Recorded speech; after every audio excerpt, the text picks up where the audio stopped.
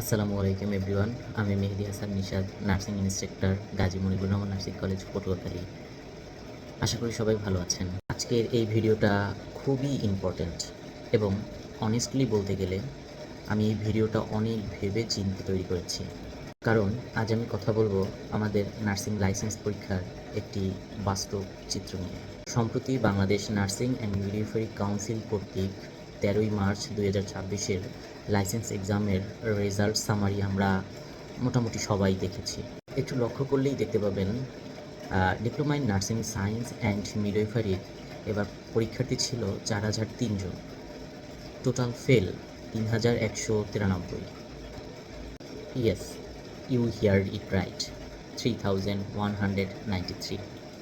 এটা শুধু একটা সংখ্যা না, এটা হাজারো স্বপ্ন, হাজারো পরিশ্রমের রিফ্লেকশন। একই সাথে বিএসসি ইন নার্সিং এবং ডিপ্লোমা ইন মিডওয়াইফারিদের রেজাল্টও আমাদের একই সাথে অনেক কিছু শিখিয়ে গিয়েছে। এখন প্রশ্ন হচ্ছে, হোয়াই দিস ইজ হ্যাপেনিং? কেন এত ফেল হচ্ছে? গত কয়েকদিন অনেক স্টুডেন্টের মেসেজ পেয়েছি, স্যার প্রশ্ন হার্ড হয়েছে, স্যার ইংলিশ বুঝি না, স্যার এমসিকিউ বুঝতে পারিনি। লিসেন, আমি অনেস্ট একটা কথা বলবো, প্রবলেম শুধু কোশ্চেনে না, প্রবলেম হচ্ছে তোমার প্রিপারেশন সিস্টেমে। Nursing licence exam is not about just reading book, it's about concept, understanding, প্রয়োগ করার ক্ষমতা, অ্যাপ্লিকেশন। আপনি শুধু যদি মুখস্থ করেন, এক্সাম হলে গিয়ে কনফিউজড হবেনি। It is not optional, it's necessary. অনেকে বলে, স্যার ইংলিশ পড়তে পারি না, তখন আমার উত্তরটা কী থাকবে? তখন আমি বলি, nursing is an international profession, English is not optional, English is essential. ভয় পাবেন না, আপনাকে ফ্লুয়েন্ট হতে হবে না, just understand the meaning and medical টার্মগুলো চিনতে হবে। এবং কিছু কিছু স্টুডেন্টদের আমি বলতে চাই, মোস্ট কমন মিস্টেক শুধু সাজেশন পড়া, লাস্ট মোমেন্ট প্রিপারেশন নেওয়া এবং প্রিভিয়াস কোশ্চেনগুলো শুধু পড়া।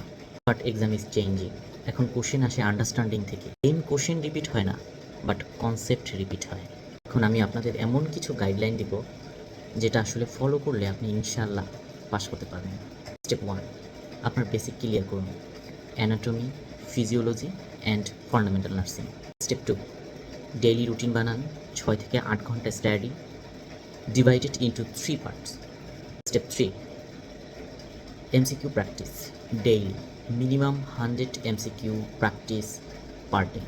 Step 4, ভুলগুলো লিখে রাখুন এবং সেই ভুলগুলোই আপনাকে শিখাবে। 5, গ্রুপ স্টাডি বাট লিমিটেড, আলোচনা করুন, ডিবেট করুন। সবচেয়ে গুরুত্বপূর্ণ জিনিস, don't lose confidence and don't compare with others.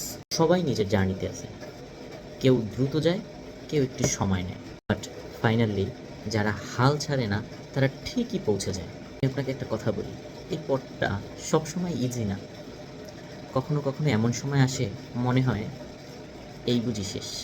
But believe me, consistency এবং প্যাশন আপনাকে আপনার সাকসেস অ্যাচিভ করতে সাহায্য করবে। আজকে ফেল করেছো, এটা তোমার শেষ না, এটা আপনার টার্নিং পয়েন্ট হতে পারে। বাট রিমেম্বার, ফেলার is not your identity, it's a feedback.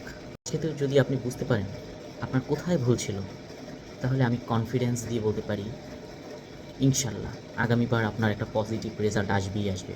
যারা নেক্সট এক্সাম দিবেন তারা এই ভিডিওটা প্রয়োজন বোধে সেভ করে রাখুন। আর যদি মনে হয় এই ভিডিওর মাধ্যমে অন্য কেউ ইন্সপায়ার বা উপকৃত হতে পারে, তাহলে অবশ্যই একটা শেয়ার দিয়ে রাখুন। সবসময় আপনাদের পাশে আছি। Keep studying, keep improving. আল্লাহ হাফিজ।